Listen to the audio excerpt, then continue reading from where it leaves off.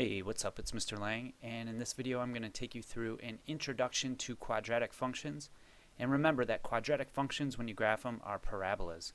So we've done a little bit of this before earlier in the year.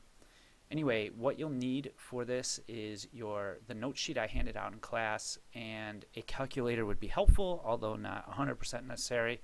Calculator just make things go a little bit easier. Anyway, if you're ready, let's get started.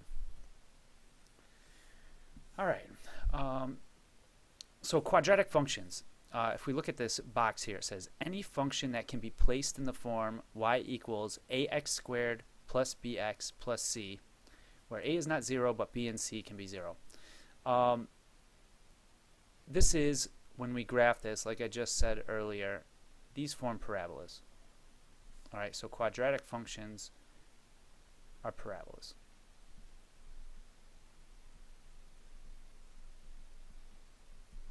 But they got to be in this form, ax squared plus bx plus c. And so there's a couple questions here. So the first one is, why is it important for the leading coefficient to be non-zero? Well, the leading coefficient is the a. Let me give you an example. What if we had the a value was 0, and then we just gave b a 2 and a c something like a -3? What would the quadratic function look like if a was 0? Well, it would look something like this. It'd be y is equal to 0x squared plus our b is 2, so it would be 2x, plus c, but c is a -3, so it would be -3. And to simplify this, our quadratic function, well, 0 times x squared, this would go away. So we'd be left with just 2x minus 3.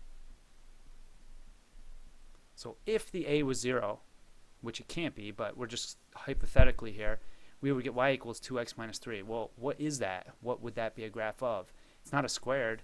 This is a line, which would mean it's not a quadratic function. So that's why they say a cannot be equal to 0, because if it was, then your function would be a line, actually. So that's why. Part B here. Circle the choices that are quadratic functions. So really what we're looking for is the leading coefficient, if it's in standard form, is squared, bx, and c. Well, this one looks good. Although it doesn't have a bx, it does start with an x squared. So this one's good. Y equals x cubed plus 2x squared minus 4. This one's no good because of the x cubed. So I will just cross that out. Y equals x squared plus square root of x plus 7. Well, once you take the square root of x, that is not bx. So this is no good. And then this one, y equals 10 minus x squared. First, it doesn't look like it, but it's just not in standard form. If we wrote it in standard form, it would be y is equal to -x squared plus 10. Which is in the form y equals ax squared plus bx plus c. So these two would be your quadratic functions. Part C here. It says, given the quadratic function y equals 10 minus 3x squared plus 7x, write it in standard form and state the value of the leading coefficient. Well, standard form just means we're going to start with the biggest power, or biggest power of the variable. So I'm going to start with the -3x squared.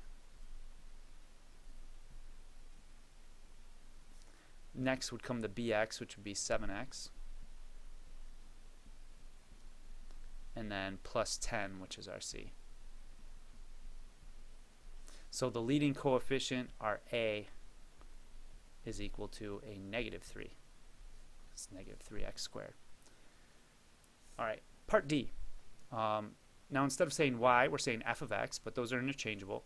If f of x equals 2x squared minus 3x plus 1, then find, without using your calculator, the value of f of -2. What point must lie on this quadratic's graph based on this calculation? Well, we've done this before. F of -2 just means we're going to substitute in a -2 wherever we see an x. But we got to do it with parentheses. That'll make sure that we do the order operations right. So this would be 2, and our x is negative 2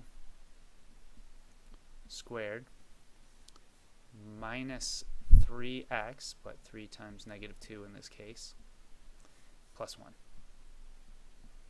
So without using our calculator, we got to make sure we do this right. I'm going to do a couple steps here. Negative 2 squared is 4, so this would actually be 2 times a positive 4. Minus 3 times negative 2, well, negative 3 times negative 2 is positive 6, and then plus 1. 2 times 4 is 8, 8 plus 6 is 14, 14 plus 1 is 15. So our f of negative 2 is equal to 15. So this is how you would do a table of values for if you didn't have a calculator. You just have to substitute in for each one. Alright, let's get to the exercise number 2 here. It says, consider the simplest of all quadratic functions, f of x equals x squared. Fill out the table below without using your calculator. Alright, well, what we're going to do is take this negative 3 and square it. Well, I'll do this for the first one, but negative 3 squared is going to give you positive 9. Negative 2 squared would be positive 4. Negative 1 squared would be 1. 0 squared would be 0. 1 squared is 1, 4, and 9 again. Alright, and you can see with the parabolas, it makes a nice symmetrical table if you do it right, and if you have the vertex in the middle. So 9, 4, 1, 0, and then 1, 4, 9. Alright, so let's graph this. So negative 3, 9. Negative 2, 4. Negative 1, 1. There's our vertex. 1, 1. 2, 4. And 3, 9. And remember, parabolas are curved. So I'm going to try to do my best job here. And that is actually not horrible. Alright, I'm proud of that one. So here's my parabola. And yeah, it does keep going. You could draw the arrows to keep going up. But in this case, we'll just graph it with the values we put in our table. Alright, so it says, what is the range of this quadratic function? So this brings us back to our Unit 2, where we did all this investigation on different kinds of functions, but the range, remember, is all the possible y values. So it's not just the y values, but all possible.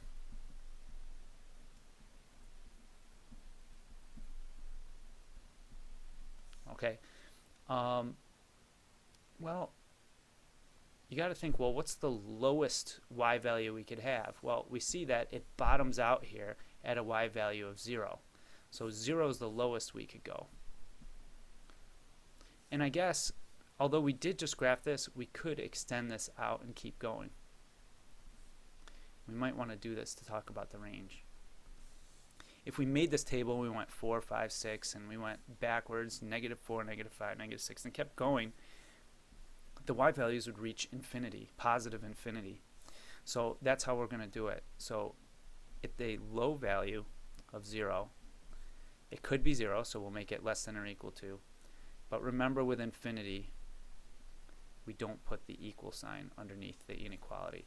So this is our range. From 0 to infinity. From 0 all the way to infinity. The minimum, well, the minimum, just like I said before, is at this vertex point. That is 0. It's the lowest value, lowest y value. The maximum is the highest y value, which we know is infinity.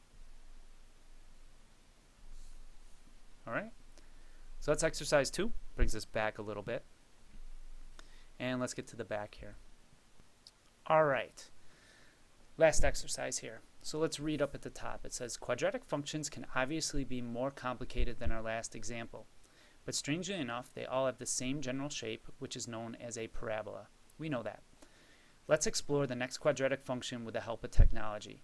We'll also introduce some important terminology. So here's our quadratic function. Y is equal to x squared minus 2x minus 8. The first thing we want to do, what helps us, is to take our calculator out and take a look at what this graph looks like. So I'm going to do that. I'm going to hit y equals, and I'm going to do x squared minus 2x minus 8. And I'm just going to hit graph and take a look. And I'm looking for where the turning point is. And I can see the turning point is not like the previous one where it was at 0, 0. It's kind of shifted over to the right and down. And it looks like at a value of x is equal to 1, that's where the turning point is.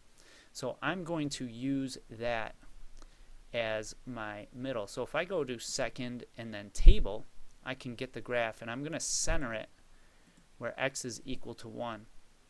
Let's see here. I think I've almost got it. Alright, so if x is 1 here, I can see that negative 9, it kind of goes symmetrical like the one before, 0, negative 5, negative 8, negative 9, and then back towards 0. So I know that I've found the right thing. So I'm just going to copy this down, and this table down here, and then graph it.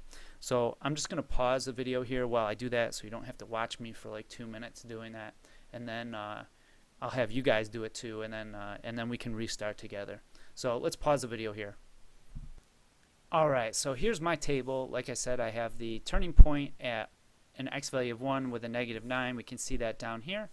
And then we've got our table, and I've got it graphed. So hopefully yours looks the same. If it doesn't, go back and pause it here and fix it. Anyway, let's answer the questions based on this.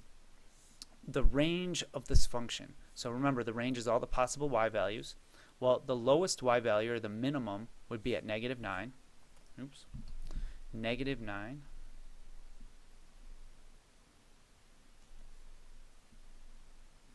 And it can be negative 9. And we're talking about y. And again, the maximum value is going to be infinity. So this would be the range.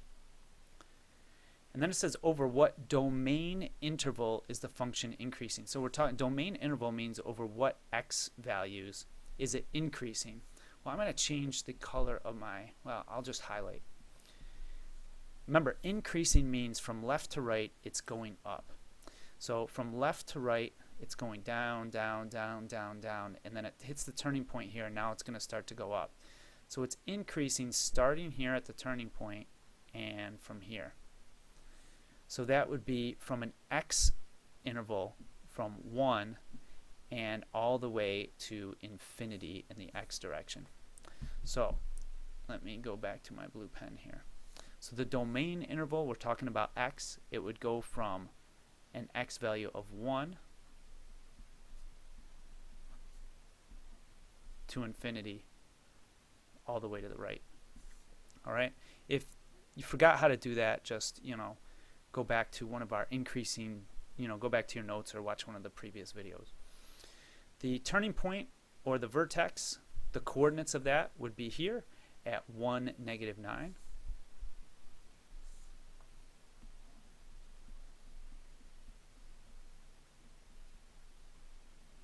Okay? The axis of symmetry is the invisible vertical line that cuts this thing in half. So our axis of symmetry, if I go back to the picture here, I'll do it in green here. Actually, let me make it a green line here. The axis of symmetry, which cuts it right in half, would be this, that line right there. And the equation for that line, remember, vertical lines start with x equals, and this would be x equals 1. So that would be my axis of symmetry.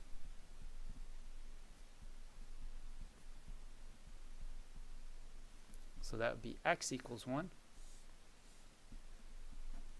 That's the equation of that line.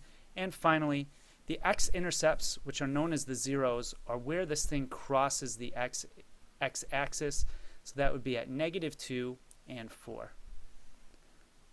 So our answers here would be negative 2 and 4 for the zeros. And it asks us, why does this name make sense as a suggestion write out the full xy pair of coordinates? Well, that would be negative 2, comma 0, and 4, 0. So you can see why they're called zeros, because the y values are 0. Anyway, let's get to the SIA questions. The SIA questions are on a separate document. Thanks for listening.